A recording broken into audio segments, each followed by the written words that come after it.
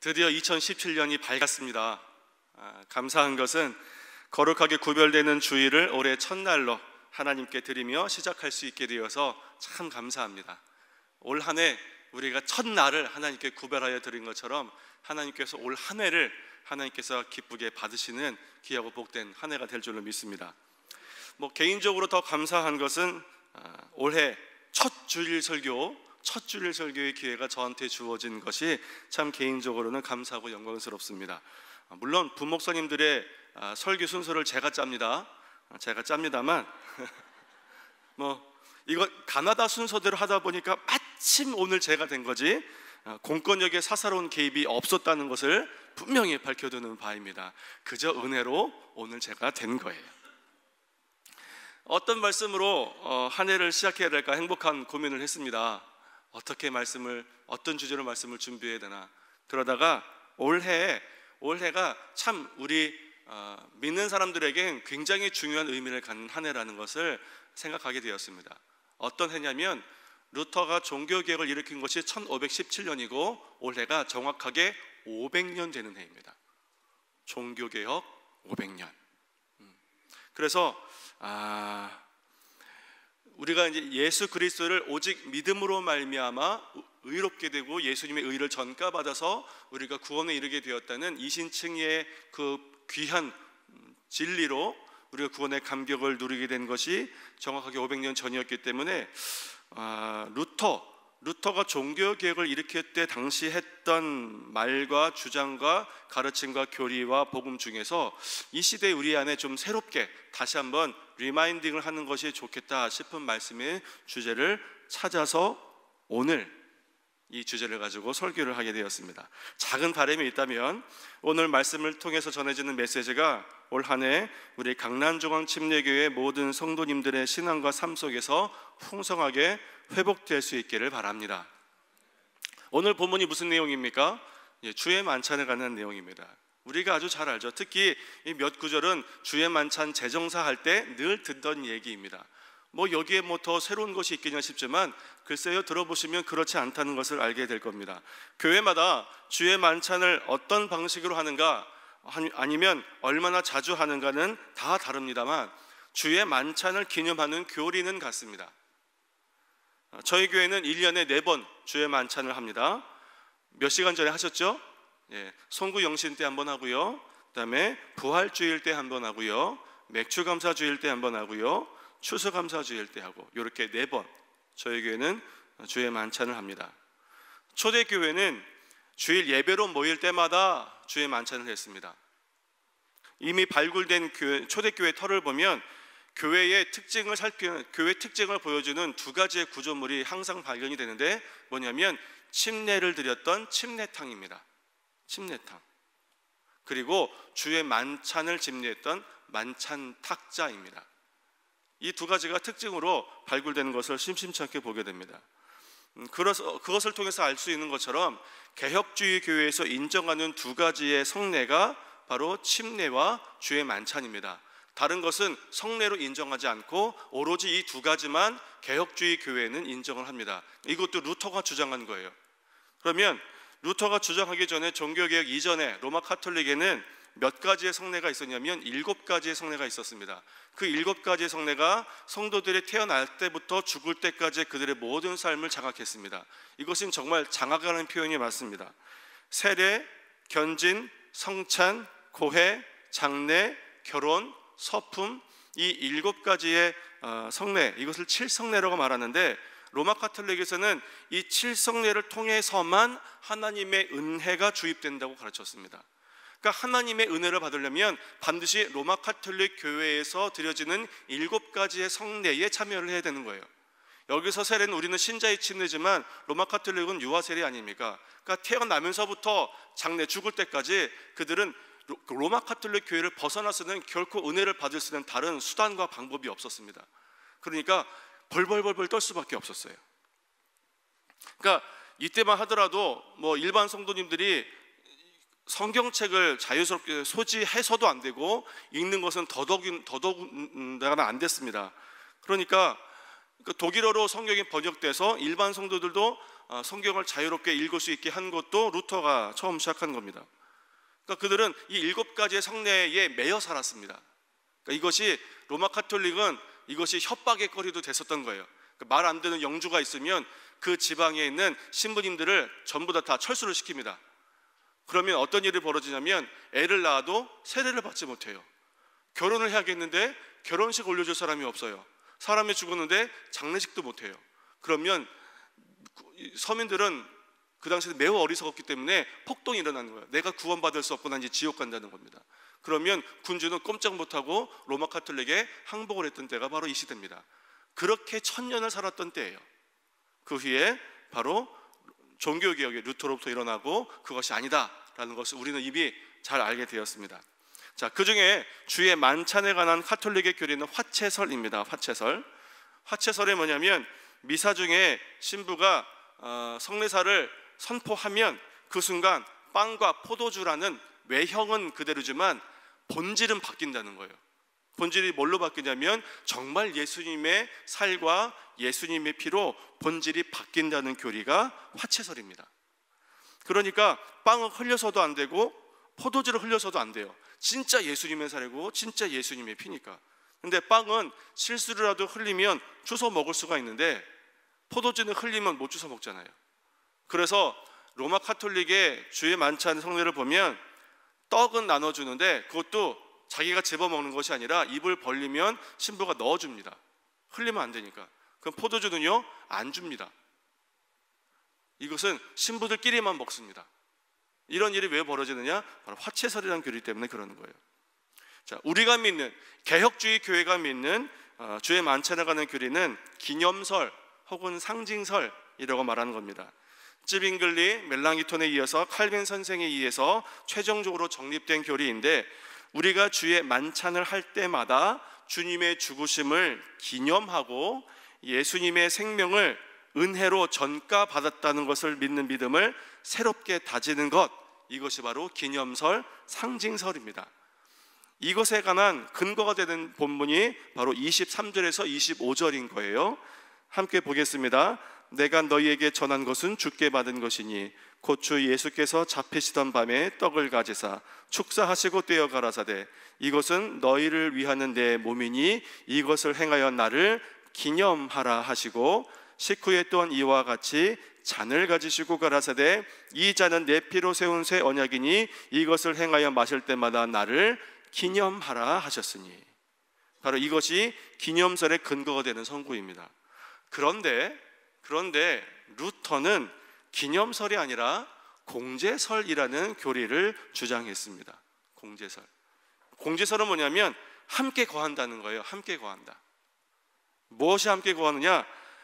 주의 만찬은 떡과 포도주로 하는 것이지만 목사가 주의 만찬 성례사를 선포하면 하늘에 계신 예수님의 피와 살이 떡과 포도주에 떡 붙는다는 거예요. 그런 교리를, 아주 희한한 교리죠. 이 교리가 바로 공제설인데 이것을 가르쳤습니다. 화채설과 기념설의 한 중간쯤 되는 교리가 공제설이에요.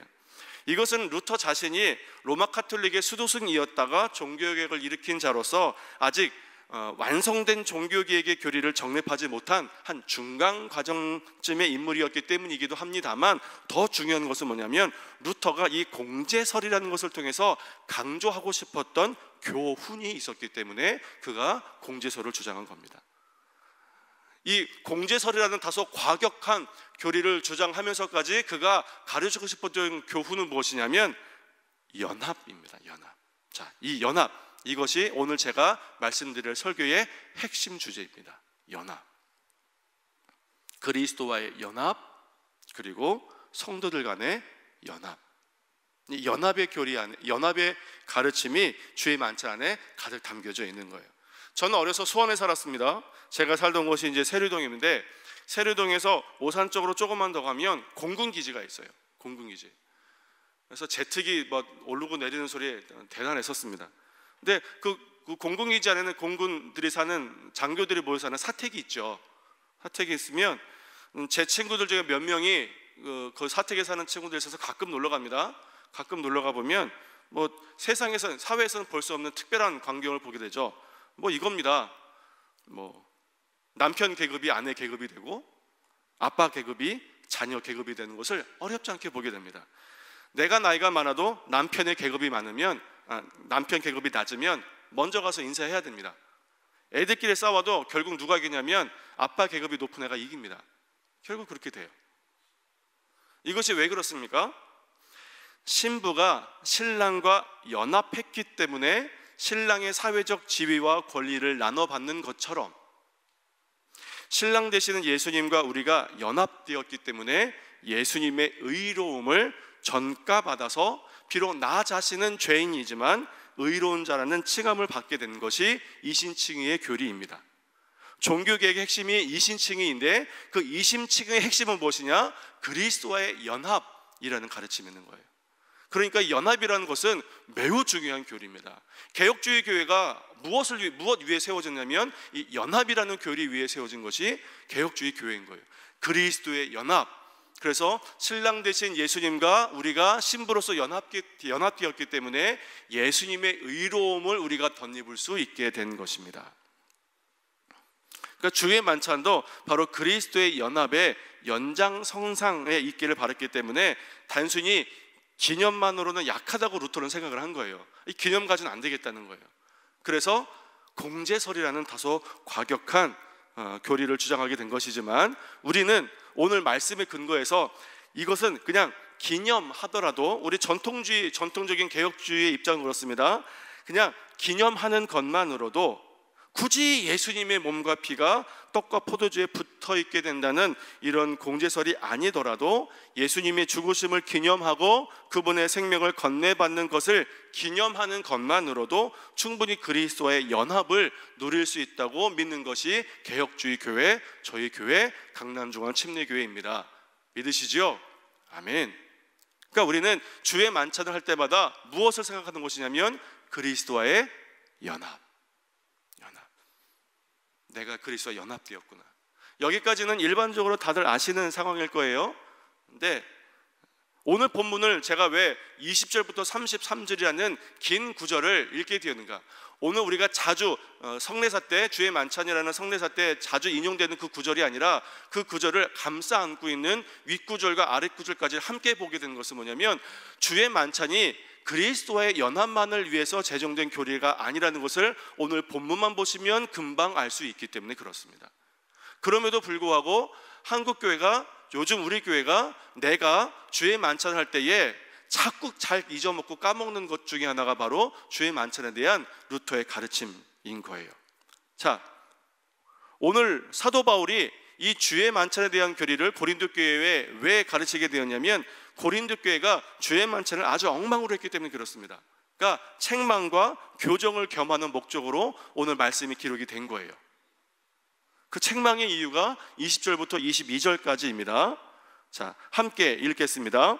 그런즉 너희가 함께 모여서 주의 만찬을 먹을 수 없으니 이는 먹을 때에 각각 자기의 만찬을 먼저 갖다 먹으므로 어떤 이는 시장하고 어떤 이는 취함이라. 너희가 먹고 마실 집이 없느냐? 너희가 하나님의 교회를 업신여기고 빈궁한 자들을 부끄럽게 하느냐? 내가 너희에게 무슨 말을 하랴? 너희를 칭찬하랴? 이것으로 칭찬하지 않노라. 고린도 교회가 지금 무슨 잘못을 하고 있냐면 주의 만찬을 통해서 예수님께서 그렇게 세우신 주의 만찬이라는 거룩한 성례를 통해서 하나님의 교회를 업신여기는 행위를 자행하고 있다는 겁니다. 주의 만찬이 어떻게 하나님의 교회를 업신여기는 행위가 될 수 있느냐? 그렇게 될 수 있다. 그리고 그렇게 하고 있다라고 바울이 지금 고린도 교회를 책망하고 있는 거예요. 그 말은 무엇이냐면 우리도 주의 만찬을 통해서 우리가 바로 세워야 되는 교훈을 잊은 채 주의 만찬에 들어가면 우리는 주의 만찬을 통해서 주의 교회를 업신여기는 꼴이 된다는 거예요. 그런데 중요한 것은 뭐냐면 어떻게 고린도 교회가 주의 만찬을 통해서 오히려 주의 교회를 업신여기고 있는 것을 드러나게 되었는가? 그것이 당혹스럽게도 빈궁한 자의 수치가 드러나게 하는 것으로 너희가 잘못했다고 지금 사도 바울이 말하고 있는 겁니다. 너희가 주의 만찬을 할 때 빈궁한 자를 부끄럽게 하는구나. 그것이 주의 교회를 업신여기고 있는 거라는 거예요. 주의 만찬을 엉망으로 드리고 있는 거라는 겁니다. 주의 만찬은 그렇게 드려서는 안 된다는 거예요. 주의 만찬이 예수 그리스도의 연합을 기념하는 것만이라면 지금 바울이 책망하고 있는 동기는 본질에서 벗어난 겁니다. 그렇잖아요. 빈구원자를 부끄럽게 하는 것과 내가 그리스도와 연합되는 것이 무슨 큰 공통점이 있어서 이것을 책망하겠습니까? 그런데 지금 사도 바울이 빈구원자를 부끄럽게 하는 것으로 너희가 교회를 업신여기고 있다라는 것을 책망하기 위해서 주의 만찬을 다시 쭉 기록하고 있다는 것은 주의 만찬이 내가 예수 그리스도와 연합하는 것만을 기념하기 위한 성례가 아니라는 것을 얘기하고 있는 거예요. 고린도 교회 성도들이 예배를 잘못 드리고 있다든지 침례나 신앙 고백 없이 주의 만찬을 행한다든지 말씀이나 기도를 가까이 하지 않은 채 주의 만찬을 한다든지 그런 이유가 있다면 바울의 책망은 타당한 책망이 되겠습니다. 그런데 오늘 지금 유일하게 드러나는 이유가 무엇이냐면 너희가 지금 가난한 자를 부끄럽게 하고 있다는 거예요. 그리고 그것이 주의 교회를 업신여기는 거라는 겁니다. 그래서 주의 만찬이 잘못됐다는 거예요. 자, 바로 여기서 루터가 공제설이라는 다소 과격한 교리를 통해서라도 강조하고 싶었던, 그리고 우리가 주의 만찬을 통해서 다시 회복돼야 되는 매우 중요한 교훈 하나가 더 있는 것입니다. 그것이 뭐냐면 주의 만찬은 내가 그리스도와 연합되었다는 것만을 기념하는 성례가 아니라 성도들이 성도들과 연합되었다는 것을 새롭게 각오하고 다짐하는 교리라는 겁니다. 사랑하는 성도 여러분, 주의 만찬은 내가 하나님과의 관계 속에서 이루어지는 것뿐만 아니라 더 중요한 이유가 우리가 하나님 앞에 바로 서는가가 돌아보는 굉장히 중요한 조건이 되어야 된다는 거예요. 우리가 불과 몇 시간 전에 주의 만찬을 했습니다. 아마 올해 첫 주의 만찬인 만큼 진지하게 자기 자신을 하나님께 점검했을 거예요. 아마 본문 28절과 29절의 말씀에 근거했겠죠. 사람이 자기를 살피고 그 후에야 이 떡을 먹고 이 잔을 마실지니 주의 몸을 분변치 못하고 먹고 마시는 자는 자기의 죄를 먹고 마시는 것이니라. 자기를 살피고 먹고 마시지 않으면 자기의 죄를 먹고 마시는 거라고 했으니까 얼마나 자기 자신을 잘 살폈겠습니까? 연이어 나오는 구절을 봐야 합니다. 이러므로 너희 중에 약한 자와 병든 자가 많고 잠자는 자도 적지 아니하니 우리가 우리를 살폈으면 판단을 받지 아니하려니와 우리가 판단을 받는 것은 주께 징계를 받는 것이니 이는 우리로 세상과 함께 재정함을 받지 않게 하려 하심이라.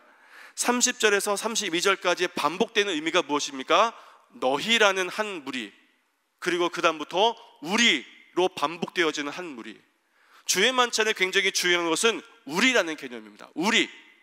그러니까 너희가 자신을 살피라는 것은 나 개인을 살피라는 것이 아니라 공동체의 일원으로서 네가 공동체를 잘 살피라라는 의미가 함께 담겨져 있는 것이고 또 무겁게 담겨져 있는 거예요.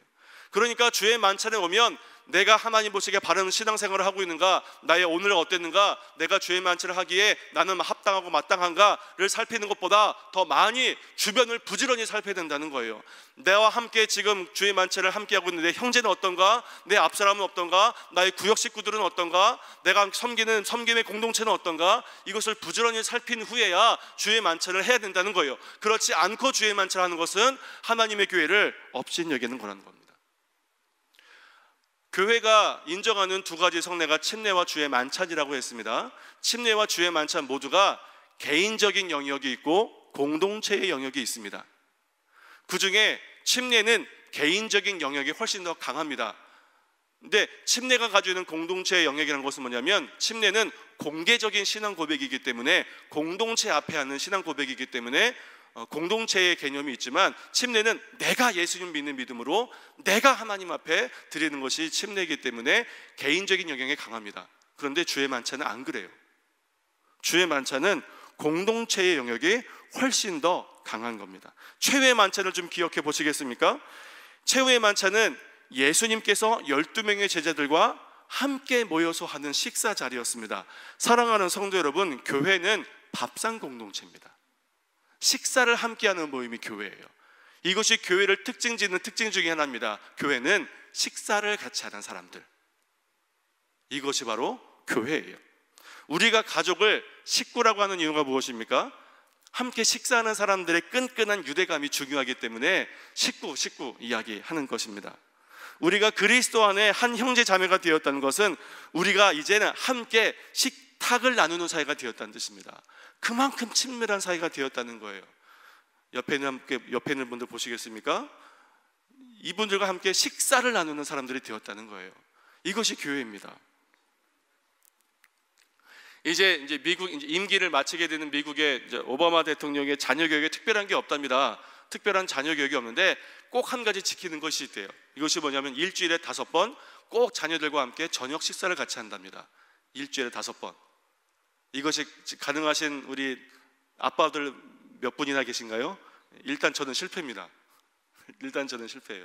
근데 함께 저녁 식사를 함께 하는 것만도 충분히 교육이 된다는 거예요. 함께 식탁을 나누다 보면 훤하게 보이는 것들이 있습니다. 네. 저희 집 둘째가 맛있는 반찬이 있는데 젓가락질이 안 빨라진다. 분명히 아픈 겁니다. 저희 첫째가 아빠가 밥을 다 먹을 때까지 자리에 앉아있지 않고 먼저 자기 밥을 먹고 일어났다는 것은 그날 매우 기분이 안 좋은 일이 있었다는 뜻입니다. 그러니까 만약 그런 일이 벌어지면 저는 둘째의 건강을 걱정하고 첫째의 기분을 업시켜줄 수 있는 방법들이나 말들을 고민합니다. 함께 밥 먹으면 그냥 드러나는 거예요. 엄마들은 다 아시죠? 남편과 아이들이 딱 밥상머리에 앉는 것만 봐도 쭉 그냥 스캔이 되시잖아요. 이것이 밥상 공동체가 갖는 끈끈함입니다. 끈끈함이에요. 교회가 그렇다는 거예요. 교회가. 근데 만약에 제가 둘째가 그런 모습을 보이고 첫째가 그런 모습을 보여도 저만 맛있는 반찬에 밥을 배불리 먹을 수 있었다는 것을 만족해서 아유 좋다, 그리고 신경도 안 쓰고 일어나면 제가 어떻게 그 집안의 가장이겠습니까? 말도 안 되죠. 그런데 오늘 고린도 교회에 그런 일이 벌어졌다는 거예요. 그런 일이. 주의 만찬이란 같은 믿음을 고백하는 공동체의 성례입니다.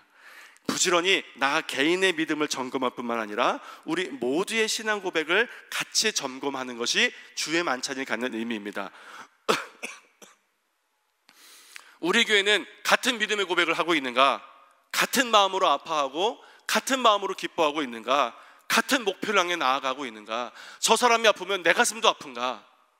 이것을 부지런히 살핀 후에야 주의 만찬에 들어가는 것이 마땅하다. 이것이 공동체의 주의 만찬이고 개혁주의 교회의 주의 만찬이고 우리의 주의 만찬이 되어야 될 줄로 믿습니다. 루터가 심지어 이 주의 만찬을 통한 성도 서로의 연합을 어떻게까지 강조하냐면, 연합이 되긴 되는데 그 범위가 어느 정도냐, 그냥 기쁨을 함께 나누고 슬픔을 함께 나누는 정도가 아니라 죄의 짐을 함께 지는 정도로 성도가 서로 연합한다 하고 가르쳤습니다. 그러니까 저 형제의 잘못은 내 잘못이 되는 거예요. 그 정도로 성도가 서로 연합되어야 된다. 주의 만찬이라는 것은 그 정도로 성도 간의 연합을 강조하는 교리다라고 말하고 있는 거예요. 사랑하는 성도 여러분, 그렇기 때문에 주의 만찬 임하기 전에 내 신앙에만 별 문제가 없고 내 삶에만 좀 질고가 없이 평안하고 순탄하면 감사한 마음으로 주의 만찬에 임해도 되는 것이 아니라 한 교회 공동체로 모인 내 형제 자매들의 신앙의 모습은 어떤가, 삶의 모습은 어떤가, 안색은 어떤가, 이것을 부지런히 살펴야 합니다. 그 다음에 주의 만찬을 임하는 것이 마땅하다는 거예요. 한 식구들이 밥 먹으러 모일 때 그러잖아요. 식구 중에 한 명이라도 식탁에 제대로 와 앉아있지 않으면 식사가 시작이 되지 않습니다. 특별히 나는 뭐 이러이러한 이유로 밥을 안 먹어도 돼요, 먼저 먹고 왔어요 라고 하지 않은 이상은 반드시 온 가족이 함께 모여야 밥을 먹습니다. 당연히 저희 집도 그렇습니다. 이것이 마땅해요. 식탁의 교제를 함께 모이는 공동체는 이것이 마땅합니다. 그런데 이 당시에 주의교회의 책망을 받고 있는 고린도 교회가 어땠냐면, 그 당시에 대부분의 초대교회가 그랬습니다. 초대교회가 어땠냐면 자유자도 종도 그리고 부자도 가난한 자도 함께 교회 공동체가 되었습니다. 근데 예배를 모일 때 먹을 것을 집에서 싸가지고 오는 거예요. 싸가지고 오는데 뭐 부자나 자유자는 풍족히 싸가지고 올 수 있죠. 그리고 제 시간에 맞춰 올 수 있죠. 미리 와서 예배에 참여할 수 있습니다. 예배 전에 먼저 교제할 수 있는 시간도 넉넉하게 가질 수 있습니다. 그런데 가난한 자나 종이나 노예처럼 매어있는 자는 그렇지 못해요.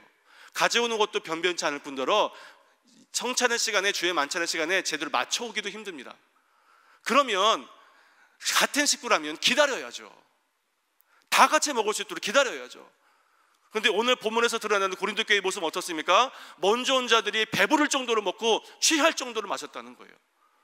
그래서 가난한 자들이 변변치 않은 것을 가지고 와서 교회에서조차, 같은 식구 안에서조차 나의 가난함과 나의 여유 없음을 드러날 정도로 부끄러움을 당하게 되어야 됐다는 거예요. 다른 것도 아니고 주의 만찬을 통해서. 그러니까 바울이 그 모습을 보고 얼마나 가슴이 아플 거예요. 사랑하는 성도 여러분, 올 한 해 2017년 한 해 저는 우리 강난중앙 침례교회 모든 성도님들 가운데 밥상 공동체의 의미가 회복될 수 있기를 바랍니다. 그냥 내 신앙 바로 세워지는 것으로 만족하는 것이 아니라 내 삶의 형편이 큰 문제가 없거나 재정적인 거나 건강적인 것에 문제가 없으면 하나님께 감사할 것이 아니라 내 형제의 형편은 지금 어떤가, 내 자매의 안색은 지금 어떤가를 부지런히 살필 수 있는 공동체가 될 수 있기를 바라요. 이것이 주님께서 개혁주의 교육 가운데 세운 두 가지 성례 중에 하나인 주의 만찬이 갖는 매우 중요한 의미입니다. 교회는 밥상 공동체. 그러면 바울이 이렇게 잘못하고 있는 고린도 교회를 책망하면서 그렇게 잘못된 주의 만찬을 해결할 수 있는 가르침도 함께 건넸지 않았겠습니까? 그러면 사도 바울이 전하고 우리가 다시 새롭게 결심해야 되는 온전한 밥상 공동체로 회복하는 좋은 키워드는 무엇이냐? 이것이 33절에 나와 있습니다. 33절의 맨 마지막 두 단어, 이것을 우리가 마음속에 깊게 새기면 2017년 사랑하는 강남중앙 침례교회의 모든 성도님들의 식구로서 밥상 공동체로서의 교회의 모습이 회복될 수 있을 거라고 저는 믿어요. 그 두 가지 단어가 무엇입니까? 함께 읽겠습니다. 서로 기다리라. 한 번 더 읽겠습니다. 서로 기다리라. 한 번만 더 읽겠습니다. 서로 기다리라. 서로 기다리라. 알레온 에크데소마이. 서로 기다리라. 여기서 서로 기다리라는 것은 서로는 쌍방간에라는 뜻이에요. 누가 누구를 일방적으로 계속 기다려주는 것이 아니라 서로가 서로를 기다려주라는 겁니다. 믿음 생활 하다 보면 이 부분은 내가 저 사람보다 좀 나은 부분이 있고 이 부분은 내가 저 사람보다 못한 부분이 있어요. 그러면 내가 저 사람보다 좀 나은 부분이 있으면 쉬운 것은 뭐냐면 그 사람이 나보다 못하는 것을 책망하고 한심스럽게 여기는 겁니다. 이게 왜 안 돼? 나는 매일매일 새벽기도 나오는데 그 1년에 정해놓은 열흘 나오는 것도 그게 왜 안 돼? 가 아니라는 거예요. 기다리라는 거예요. 나올 때까지, 나올 수 있도록 격려하고 살피라는 거예요. 서로 기다리라. 서로 기다릴 줄 아는 마음, 상대방의 형편을 헤아릴 줄 아는 마음, 상대방의 마음을 존중할 줄 아는 마음, 상대방의 아픔으로 아파할 줄 아는 마음, 상대방의 괴로움으로 고민할 줄 아는 마음, 이것이 바로 서로 기다리는 마음이 갖는 긍휼의 마음입니다. 2017년 우리가 회복해야 될 하나님의 마음, 서로 기다리라. 우리 옆에 있는 분들과 이렇게 인사하겠습니다. 기다리겠습니다.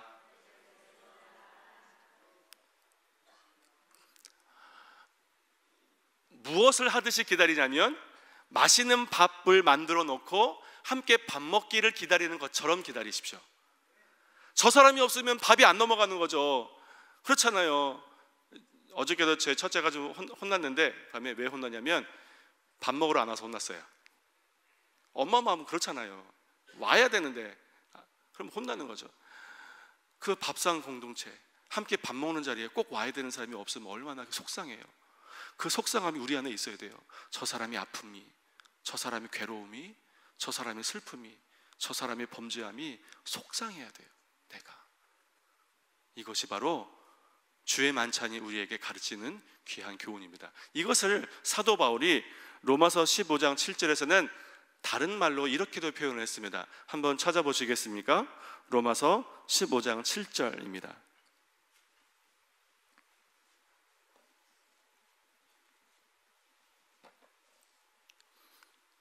서로 기다리라. 이것을 로마서 15장 7절에서는 사도 바울이 이렇게 다른 말로 표현을 하고 있는데, 어떤 말로 표현을 하고 있냐면, 함께 읽겠습니다. 이러므로 그리스도께서 우리를 받아 하나님께 영광을 돌리심과 같이 너희도 서로 받으라. 한 번 더 인사하겠습니다. 제가 당신을 받겠습니다. 제가 당신을 받겠습니다.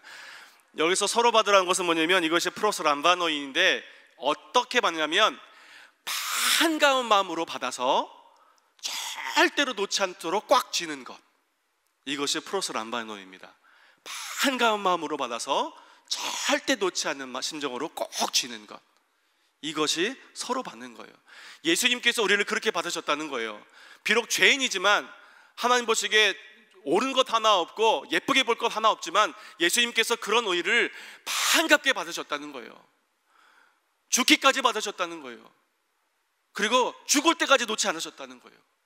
그것이 하나님께 영광이 되었다는 거예요. 교회의 영광이 무엇입니까? 내가 하나님께 올려드리는 영광이 아니라 교회가 하나님께 올려드릴 영광은 무엇입니까? 성도가 성도를 향해서 서로 받는 거예요. 반가운 마음으로 받고 끝까지 포기하지 않는 겁니다. 올 때까지 기다리는 거예요. 회복될 때까지 기도해 주는 겁니다. 위로될 때까지 위로해 주는 거예요. 이것이 교회가 하나님께 올려드릴 수 있는 영광입니다. 저는 2017년 하나님께 기대하고 바라는 바들이 있으시죠? 하나님, 우리 집이 좀 이렇게 됐으면 좋겠고 우리 자녀가 이렇게 됐으면 좋겠고 제가 개인적으로 이렇게 됐으면 좋겠습니다. 이것보다 하나님, 올 한 해 저랑 같이 구역 예배 드리는 누구누구 집사님이 이렇게 되어서 참 감사합니다.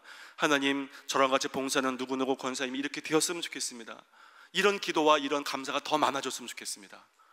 그래서 2017년 강남중앙 침례교회는 우리 식탁을 같이 하는 우리가 우리로서 하나님께 영광을 올려드리는 그런 강남중앙 침례교회의 모든 성도님들 되시기를 주님의 이름으로 축원합니다.